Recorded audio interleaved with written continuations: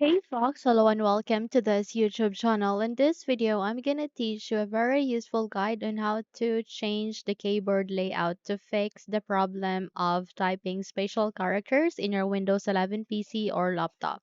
So without any further ado, let's begin. Firstly, you need to proceed at the button search bar and type for settings.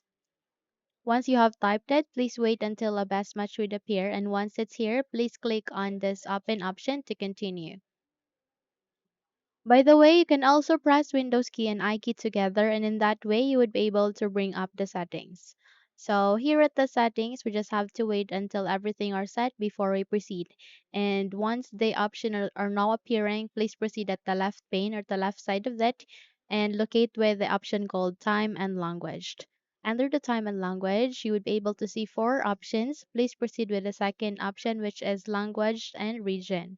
Here, you would be able to find an option where you can add a language, aligning the preferred languages. You need to add a language that is in international, which is this United States. In my case, I have already downloaded it.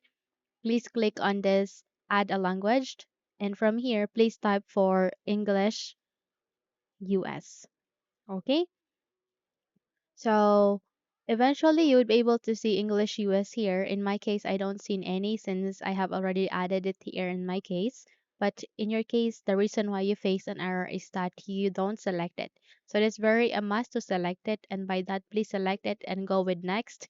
And eventually it will now start on the downloading process. So make sure that you are connected to a Wi-Fi connection so that you would be able to complete on the downloading process. Once you have downloaded it, you would be able to see there are three dots. Please click on it, and you would be able to see this one, which is a forward arrow, which meaning move up means it will be applied all over in your Windows 11 PC or laptop.